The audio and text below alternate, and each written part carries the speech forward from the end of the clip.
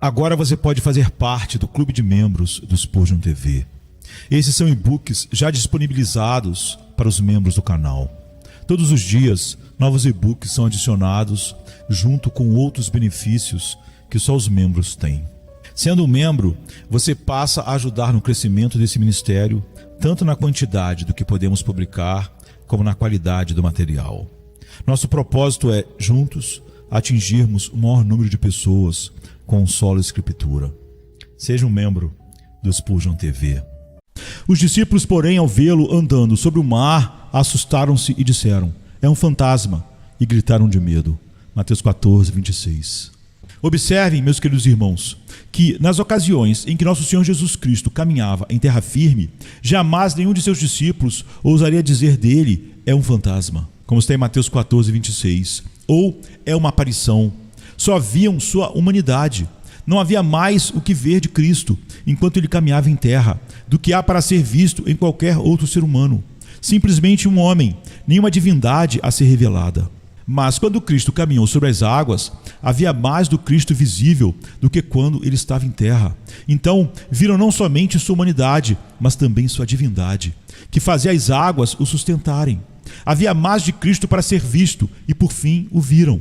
Não é estranho, porém, que quanto ele mais se revele a nós, o vejamos menos, e quanto mais se mostre claramente, nosso olhar incrédulo seja menos capaz de enxergar. Observem também que Cristo nunca é tão verdadeiro do que quando opera além do curso costumeiro da natureza. É Cristo, sim, quando toma uma criança no colo e a abençoa. Todavia, muito dele é visto quando impõe a mão sobre a filha de Jairo e a ressuscita, ou quando chama Lázaro para sair do túmulo. É Cristo ao dizer uma palavra gentil para um coração entristecido. Mas que Cristo ele é muito mais ao repreender o vento e as ondas do mar. Então, sua glória se expõe ao olhar fortalecedor da fé. Verdadeiramente, o Senhor é mais Ele mesmo, quando mais acima de todos, quando se acha acima da terra, até a altura dos céus. Tão altos são seus pensamentos acima dos nossos pensamentos, e seus caminhos acima dos nossos caminhos. Nunca o veremos plenamente, irmãos, se não o visualizarmos ao longe, acima de tudo e de todos, agindo além dos limites, das expectativas e da razão. Cristo está parcialmente oculto quando age como um homem qualquer. Não aparece em sua totalidade no decorrer do nosso cotidiano comum. É no extraordinário, no incomum, no inesperado que o vemos em sua glória e plenamente. No entanto, eis que nos recusamos mais em distingui-lo e glorificá-lo quando ele se mostra mais francamente a nós. Permitam-me expor o meu ponto de vista. Afirmam que Cristo caminhando sobre o mar é, mais do que tudo, Cristo ali, ainda que seus discípulos não o percebam. Do mesmo modo, é no perdão de um grande pecado que se manifesta mais de Cristo. No entanto, toda vez que um homem cai em grande pecado, ou seja, em um vil pecado, segundo a avaliação dos demais, clama: é imperdoável o que fiz, não posso ser perdoado por isso. Meus irmãos, Jesus é justamente mais verdadeiro quando perdoa a iniquidade mais deplorável. Por somente perdoar suas pequenas transgressões, conforme você assim as julga, acha que isso é tudo que ele veio resgatar, um mísero caído, um insignificante transgressor. Seria ele um salvador menor, destinado somente a pecadores menores e a ser menos adorado? Oh não, ele veio para ser totalmente o Cristo em ação e em verdade, para que assassinatos sangrentos, adultérios obscuros, blasfêmias tenebrosas e vergonhosas obscenidades fossem todos lavados para sempre mediante seu sangue sagrado. Que o vejamos então como ele é, um grande Salvador, aquele que é poderoso para salvar. Por que o distinguirmos menos se ele nos perdoa tão amplamente? Por que, meus irmãos, o honrarmos como deve ser honrado somente quando acharmos que o sentimento de pecado foi retirado por ele? Se reconhecermos que a realidade, a imundície e a danação do pecado são removidas por Jesus e confiarmos inteiramente nele quando os nossos pecados pareçam mais tenebrosos, mais sórdidos, mais detestáveis, então o honraremos e o veremos como Cristo que ele é. Ainda, a grande aflição da alma. Agrada a Deus, após nossa conversão, permitir que as fontes dos grandes abismos de nossa corrupção sejam rompidas e que nos sintamos como nunca antes nos sentimos. Na verdade, não esperávamos por isso e ficamos estupefatos ao verificar que nos encontramos em uma situação tão corrupta, enganosa e detestável. Em um mesmo instante, Satanás invade nosso coração com tentações violentas e insinuações terríveis, e o nosso espírito, temeroso e desconfiado, imagina que nem o próprio Jesus poderá nos ajudar em tal situação. Oh não, senhores! É justamente então o momento para a manifestação divina. É agora que devemos ver Cristo em sua plenitude. Você supõe que o Senhor Jesus vem apenas falar de paz àqueles que já têm paz, ou para oferecer a paz aos que sofrem com um problema supérfluo de menor importância? Por quê? Você considera Jesus uma superfluidade? Imagina que ele seja apropriado apenas para pequenas ocasiões? Tenha vergonha só de pensar tais insinuações, pois ele reina lá no alto, acima das mais tremendas tempestades, governa as ondas imensas e as inundações mais estrondosas. Quando toda a nossa natureza se encontra inquieta, quando as nossas esperanças se esvaem e o nosso desespero predomina, é em meio ao tumulto de tal tempestade que ele diz: Pai seja convosco, como está em Lucas 24:36, e nos concede a serenidade. Creia no Cristo que pode salvar você quando suas tentações mais poderão sugá-lo. Não pense que ele seja somente capaz de salvá-lo quando você estiver em um extremo, mas acredite que quando as maiores calamidades nos ameaçarem, ele pode ser visto bem mais nitidamente por nós. Eu poderia escolher muitos outros casos para ilustrar o que afirmo, mas discorrerei sobre apenas um ou dois em uma rápida análise. Talvez estejamos sofrendo uma experiência extraordinariamente severa para nós e precisando mais do que um simples apoio. Todavia, cheios de apreensão, dizemos: não tenho esperança de que o Senhor possa me ajudar sob tamanha aflição.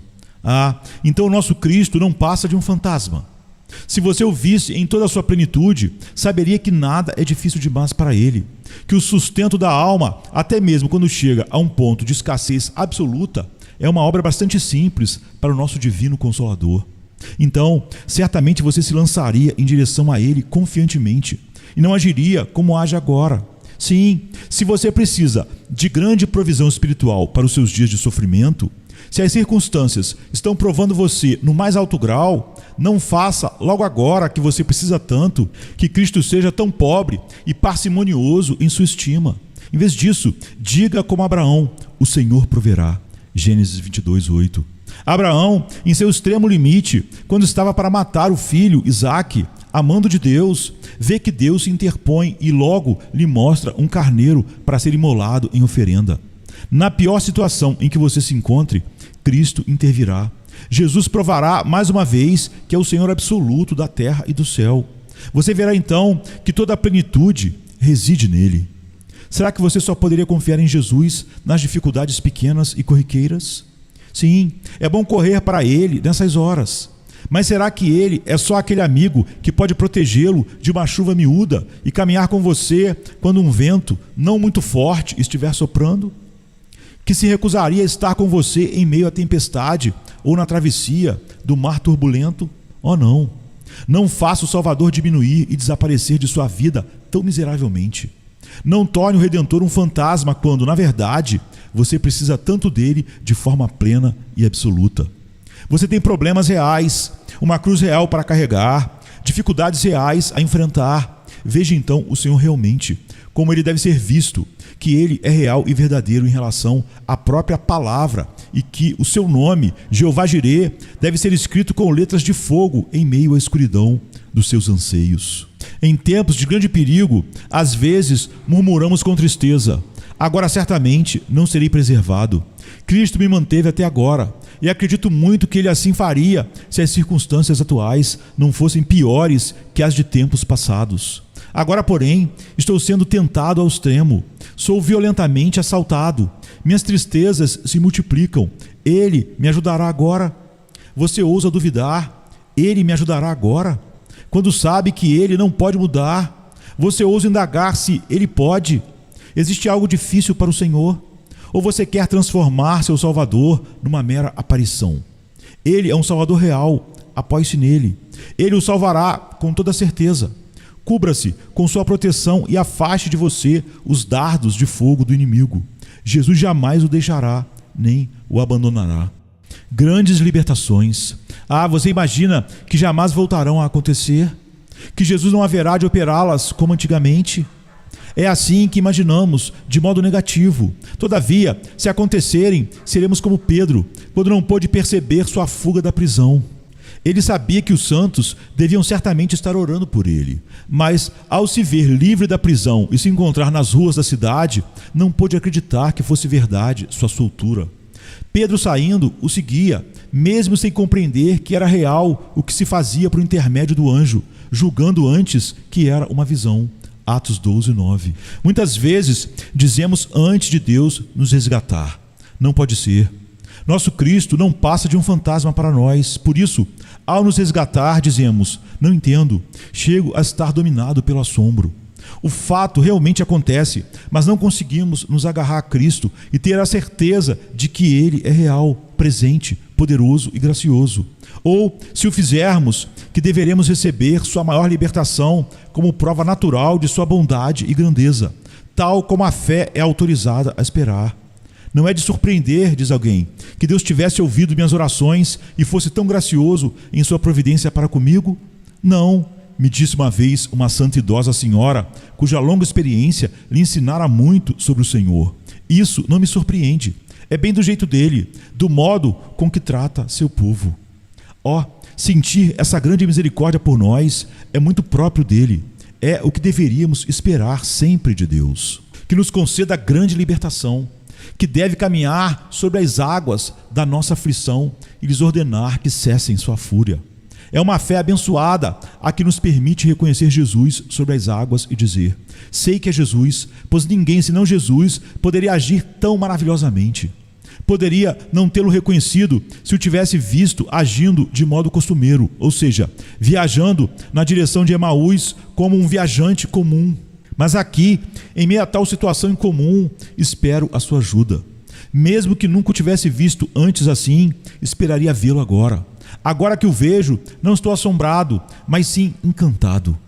Eu muito o busquei e sabia que, quanto mais minha carência dele fosse maior, sua vinda seria mais certa. Quando a fé clareia os olhos da esperança, a alegria não está longe. Gostaria de acrescentar, enfim, que, se quisermos tomar Cristo como real, as nossas grandes vitórias seguramente acontecerão sobre os nossos inimigos espirituais, em meio a dificuldades e acima delas, e novamente nos provarão a sua infalível realidade. Mas, se imaginarmos não ser Ele capaz de nos dar tais grandes vitórias, lutaremos em desespero quando deveríamos estar nos alegrando no Senhor. Sobre o nosso futuro próximo, frequentemente pensamos que será difícil morrermos tão cedo, ou então estremecemos só de nos imaginarmos diante do tribunal do divino juízo. Lendo sobre o dia do juízo, pensamos: como poderia enfrentar uma coisa dessas? Esquecendo-nos de que conheceremos melhor o nosso Redentor após a morte do que antes, e que na ressurreição e na glória o veremos mais claramente revelado do que agora. Assim, deveríamos pensar mais e melhor sobre Ele e nele descansarmos de todas as nossas grandes preocupações da eternidade, com uma grande, confiante e pura fé. Nossos maiores sofrimentos têm origem em tratarmos o nosso Senhor como irreal. É porque diluímos, vaporizamos e fazemos desaparecer de nossa visão nosso Senhor Jesus Cristo, transformando-o quase sempre em um mito, em vez de compreendê-lo com uma fé de bom senso, prática, firme e concreta, que sofremos tanto com as nossas dificuldades. Pois, irmãos, é uma infeliz causa de problemas ter um Redentor fantasma, um Salvador que não possa de fato perdoar o pecado quando se trata de um grande pecado. Um Salvador que nos dê apenas uma pequena esperança vaga sobre a nossa culpa, mas não a remove literal e totalmente. Essa é a sementeira de todo tipo de erva daninha. Não é de surpreender que você esteja atormentado com dúvidas e medos, se ainda não assumiu Cristo como seu real Senhor e Salvador. Que todos possamos aprender a cantar com Hart esses seus belos versos. Eis o homem real, com ferida ainda viva totalmente, do qual rico sangue escorre inclemente das mãos, dos pés, de cada lateral. Não se trata aqui de imaginação, nem forma figurada de falar. Esse homem que sofreu em nosso lugar, junto ao Pai, tem no céu a direção. Esse homem tão bom, maravilhoso, é o Deus real, onipotente, eterno, que nos resgatou da morte e do inferno. E o preço foi seu sangue precioso. Guardem-se, irmãos, de se sentirem contentes e satisfeitos, a não ser com sua fé em nosso real mediador, literal e vivo, pois nada além da realidade pode ser de utilidade nesse assunto. É evidente que, com um Salvador falso, fantasmagórico, para resgatar pecados verdadeiros, com uma falsa aparição de Redentor para resgatar de um cativeiro real, não se obterá jamais resultado seguro algum. De que serve uma miragem de água para um peregrino sedento no deserto? Um ajudante fantasma para uma aflição real é a pior ajuda que se poderia receber. Se o seu Salvador não o apoia realmente e de forma prática em tempos de necessidade, se não supre os seus anseios, nem o consola na aflição e tristeza, então, em circunstância alguma, você estará melhor do que aquele que não tem ajuda. Jesus é o amigo de verdade.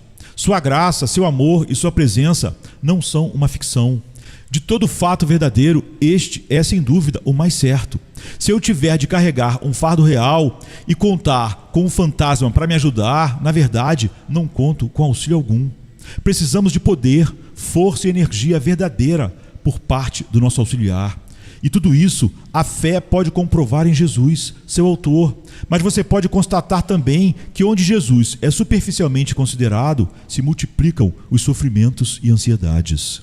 Para alguns, infelizmente, Cristo não é apenas, por assim dizer, um espírito impalpável, mas um espírito indiferente e insensível. Para os discípulos no mar, naquela hora, parecia talvez que Jesus iria passar por eles e os deixar sozinhos, abandonados à própria sorte. Assim também, imaginamos, muitas vezes, que o nosso amado Senhor é negligente para conosco ou, de todo modo, esquecemos que Ele se encontra dedicadamente voltado para nós e o nosso caso. Você nem se dá conta, por exemplo, de que, na última semana, quando estava tão mal, Jesus veio em seu socorro, sofrendo por sua aflição. Esqueceu, querido irmão, de que você estava tremendo quando veio à frente na congregação, mas Jesus sabia que você tremia e o apoiou o tempo todo enquanto dava seu emocionado testemunho. Muito raramente nos lembramos disso, de que em cada pontada que nos rasga o coração, o homem de dores sofre uma boa fração. Ah, bom marido, você reparou que sua mulher sentiu pena de você, notou bem a lágrima que nela rolou quando viu sua aflição. Ah, querida criança, você viu quanto sua mãe se entristeceu por você. Todavia, se conhece Cristo, você sabe disso também, pois Ele nunca o expõe a uma dor desnecessária. Jamais o prova com uma experiência inútil. Há um porquê para tudo, e em tudo Ele sente total compaixão por você. Muitos pobres pecadores imaginam Jesus como sendo até um espírito furioso e chegam a clamar de pavor dele. Imaginam que, irado, os rejeite com a maior indignação. Ah, vocês não compreendem verdadeiramente o meu Salvador, se julgam que alguma vez ele rejeitaria qualquer pessoa que o procurasse. Quão bondoso e verdadeiro médico de almas ele foi em sua passagem pela terra. Misturou-se aos rejeitados publicanos e perseguidos pecadores, não se dirigindo a eles como pessoas que devessem tomar jeito na vida, mas sim permitindo que o acompanhassem pessoalmente e até que uma dessas pessoas um dia lhe lavasse amorosamente aos pés com as próprias lágrimas e os secasse com os próprios cabelos. Ele tocava com suas santas e puras mãos os pecadores mais impuros e doentes enquanto os curava. Não era um salvador diletante, não veio a este mundo para nos salvar de pecados hipotéticos ou preocupações imaginárias. Não há nada mais omitido e, no entanto, que deveria ser melhor observado sobre o nosso Senhor e Salvador do que sua praticabilidade do bom senso. É um homem inteiramente destituído de simulação e pretensão. Aparece sempre nas narrativas dos evangelhos tão real quanto a vida ao seu redor, jamais transmitindo a impressão de ser teatral ou presunçoso. Que possamos todos sentir que Ele é, sem dúvida alguma, um Salvador amoroso, um Salvador carinhoso, factível e possível para todos nós. Que vocês possam conhecê-lo melhor compreendê-lo, e então verão que suas aflições hão de acabar ou serão aceitas por vocês com gratidão a Deus. Por fim, se pudéssemos ser curados desse mal desesperador, nosso Senhor Jesus Cristo ocuparia um lugar mais elevado em nossa estima e muitos outros resultados benéficos se seguiriam. Em primeiro lugar, observem que os discípulos, assim que o reconheceram como Cristo, e Jesus veio ter com eles no barco, lhe disseram: verdadeiramente tu és Filho de Deus. Mateus 14:33. Basta que vocês o reconheçam como Cristo uma só vez, para que o conheçam em sua verdadeira pessoa, como jamais o fariam, por mais que eu lhes pudesse falar ou ler sobre ele. Se alguma vez vocês leram sobre um homem, viram seu retrato estampado no jornal ou em uma revista, ouviram as pessoas falarem a respeito dele, mas acabam um dia se encontrando com ele, evidentemente irão dizer: agora sim conheço fulano pessoalmente, não o conhecia antes. Se puderem perceber Cristo de maneira que se aproximem dele pela fé, sentirão que começam a conhecê-lo de verdade e, o que é melhor, o conhecerão realmente. Os discípulos disseram: verdadeiramente tu és Filho de Deus. Vocês podem se convencer de que ele é Deus pelo que encontram nas Escrituras, mas quando virem realmente, quando ele se tornar real para vocês, a doutrina de sua divindade não precisará mais de argumentos para apoiá-la. A verdade de que Jesus Cristo é o Senhor está entretecida no seu próprio ser. Ele será o Filho de Deus para cada um de vocês, mesmo que não seja para outros. O que fizeram os discípulos quando constataram que realmente era Jesus que andava sobre as águas?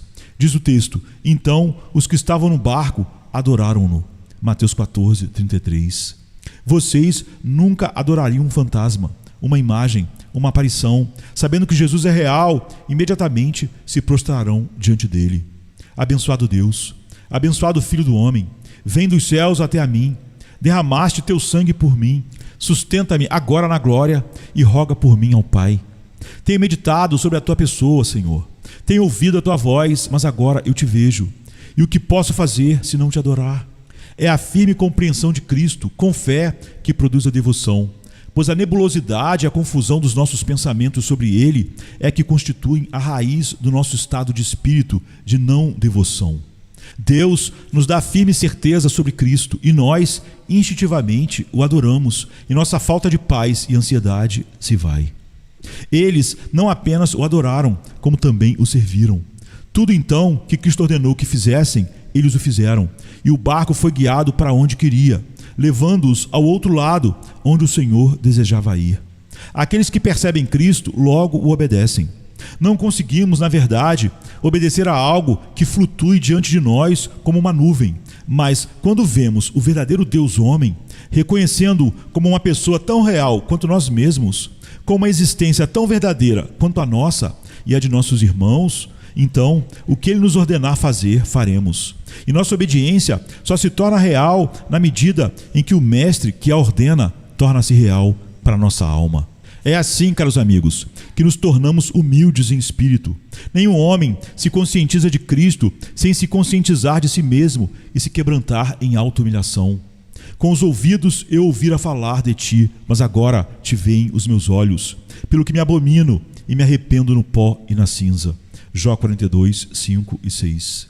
Com a humildade, porém, vem a alegria e uma paz sincera e profunda. Com Cristo no barco e sabendo que Ele está ali, sorrimos para a tempestade, se ela irá continuar ou cessar, tanto faz. Estamos agora em paz, pois sabemos que Cristo está conosco. Acredito que ter o Senhor como real é exatamente tudo o que os cristãos precisam. Necessitamos, acima de tudo, de nosso líder real. Queremos compreender sua realidade e sentir seu verdadeiro poder. Por isso, é necessário que o Senhor venha aqui fisicamente em pessoa? Não creio. Se ele aparecesse neste lugar esta manhã, vocês certamente exclamariam deslumbrados: ó, que visão gloriosa! Aqui está nosso Senhor. Sei que vocês se curvariam, se colocariam de joelhos em adoração, que o fitariam e o contemplariam maravilhados. Banquetearia suas almas com a visão, e cada um até diria: o que posso fazer por ele? E se o mestre ordenasse ou desse permissão a cada um de vocês para vir e esparramar ofertas aos pés do crucificado, ó, que grande quantidade de tesouros seria trazida. Alguns até se lamentariam: ó, não tenho comigo o que tanto gostaria de ofertar. E muitos diriam: leva tudo o que tenho, meu Senhor abençoado, pois me resgataste com o teu sangue. No entanto, ele não é tão prezado assim para você agora, mesmo estando invisível. Sua fé não é uma faculdade tão poderosa quanto sua visão. Não é a prova das coisas que não se veem, como está em Hebreus 11:1. Se não é, ele é apenas um fantasma para você. Não é verdade o que diz o poema de Charles Wesley? As coisas não sabidas pela frágil ciência, invisíveis à tênue linha da razão, com bastante forte e poderosa evidência, suas origens divinas um dia mostrarão. A fé emprestando sua luz à realidade, as nuvens se dispersam e sombras não há mais. O invisível aparece em um relance da verdade, e Deus pode ser visto pelos olhos mortais. A fé não torna Jesus tão real para nós como faria nossa visão. Assim deve ser, e oro para que seja. Veja então quão verdadeira será a sua consagração, quão abundante será seu serviço, quão pronto seu agradecimento, quão copiosa a sua oferta. Será a morte de toda a tua ansiedade. Possa Deus lhes conceder a graça de ingressarem nesse estado verdadeiro, tanto a vocês que já são salvos, quanto a vocês que ainda o serão. Pois com o Cristo real, vocês assumem a realidade de todo e qualquer benefício. Deus lhes conceda essa graça, em nome de Jesus. Amém e amém.